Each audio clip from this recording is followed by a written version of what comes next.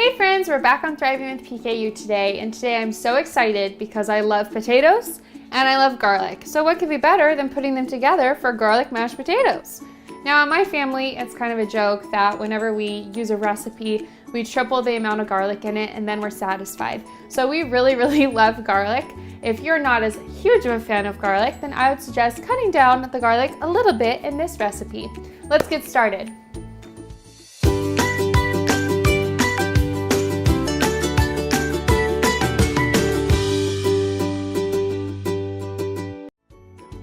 Okay, so let me show you what you're gonna need to get started with this recipe. So first thing, we need 8 potatoes. Let's stop there for a minute. Potatoes, although they're wonderful and most PKU people love them, do have some protein in them. So just make sure you're keeping track of how many potatoes you're using. If you weigh out your food, make sure you weigh it so that you're getting an okay amount for your protein tolerance. This might be something that's a special treat for you on Thanksgiving or something like that. But anyways, 8 potatoes. If you notice here, I peeled off some of the skin and I'm leaving some skin. Some people love skin on their mashed potatoes, some people don't like it. So whatever you prefer, I like a little bit of skin in these garlic mashed potatoes because I feel like it gives it kind of some texture and it's really yummy, but it's up to you. You could peel them completely if you want or leave them with more skin on than I did. It's up to you. We also need garlic. You need 2 heads of garlic. We're gonna be roasting these, so to roast it, you'll need some aluminum foil and you'll also need some olive oil. For our potatoes, when we mash them up and mix them all together, we're gonna use almond milk. You could use whatever low protein milk you like best, like coconut milk.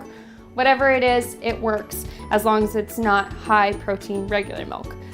We're gonna use a 1/3 cup of butter and then just salt and pepper to taste. And we're gonna add some green onions, or you could use chives on top of the garlic mashed potatoes, and they're so yummy. Let's get started.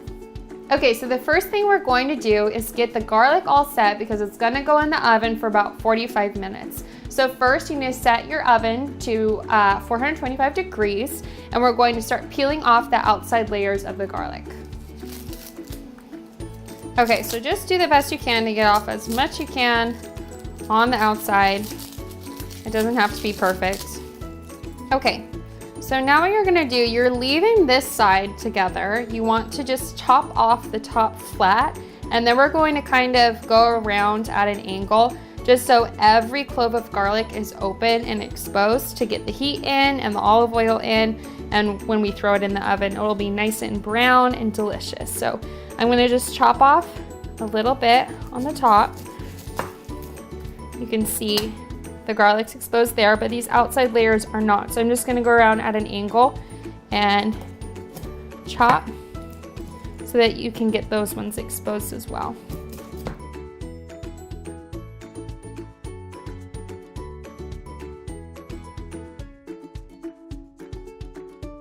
Looks pretty good. Okay, so now I'm gonna put it in my aluminum foil.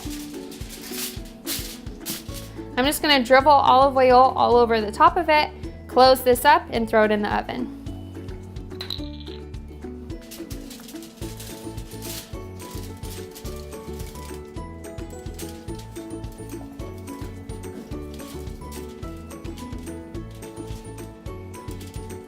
Okay, we're all set. So when this is done roasting, you're just gonna be able to squeeze it out and it'll pop right out, and it's so yummy.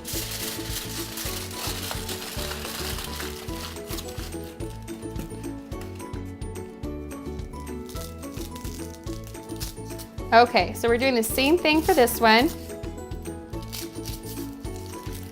And I'll throw them in the oven at the same time. Okay, so I'm all done. I've got my garlic all wrapped up in these cute little aluminum foil balls, and I'm gonna put them right on the rack in the oven for 45 minutes, so don't forget to set a timer.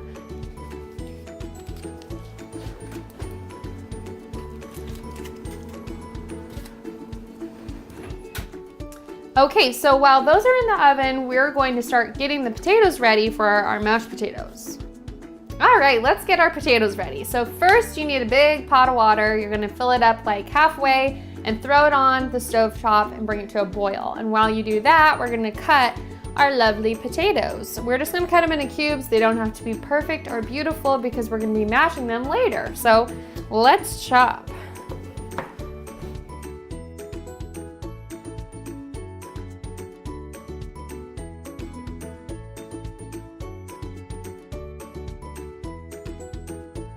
Now that my water is boiling, I'm gonna add my potatoes in and put them in for about 20 minutes. But of course, if you cut yours bigger than mine, then you might wanna just wait until they're mushy enough so that you can mash them up once they've been drained. So set another timer, don't forget, I'm gonna add these in now.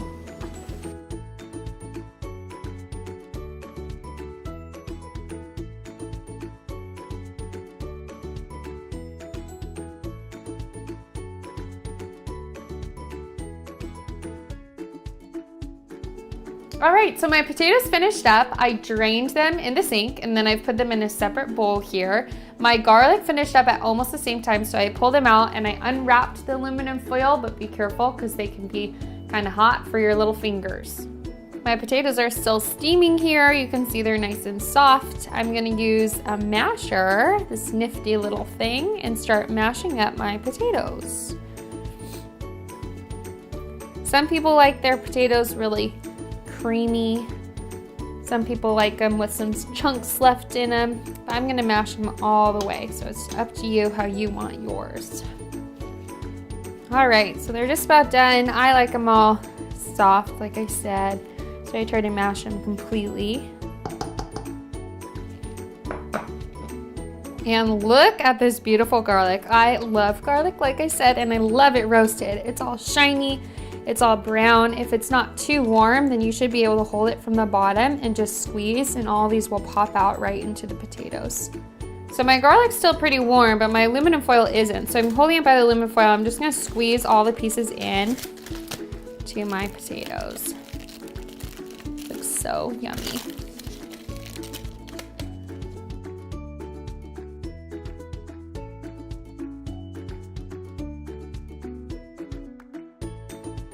Okay, so we've got our garlic chunks all in there. They look so yummy. Make sure if you get any of the pieces of the skin of the garlic in there, you wanna pick those little pieces out. And we're gonna finish up by adding the rest of our ingredients. All right, I'm adding in a 1/3 cup of butter, which is right here. I'm adding in about a teaspoon of salt and some pepper to taste. I'm using unsweetened original almond milk for this. You could use unsweetened original coconut milk. It's up to you, but just make sure it's unsweetened and not like a vanilla flavor. So we're adding in a 1/3 cup.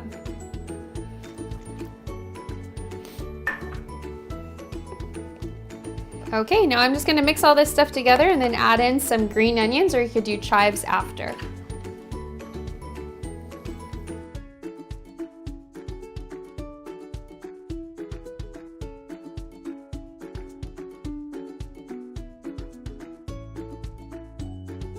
Okay, so if your roasted garlic didn't get all broken up as you mixed everything together, then make sure you get the masher in there and mash all that stuff up so when you eat it, you're not getting whole cloves of garlic, although I think that sounds delicious.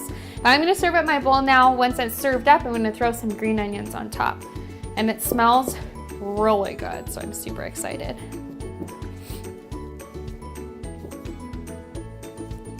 And as usual, I'm making a mess. Here's my green onion. Ta-da! And there you have it. We love this recipe at Thanksgiving, but Mr. Hines and I also will eat this recipe all year long. Now, if you didn't see it in the description of my last video, I started a blog about my pregnancy journey. It's all about things I wish I knew before getting pregnant, or just sharing my experiences, because this is definitely a very unique time for someone with PKU, and it's also a time that I was really scared about before. So I'm hoping it will encourage other women to not be so scared of this time. Also, the ingredients and step-by-step directions will be in the description box below. I'll see you guys next week on Thriving with PKU.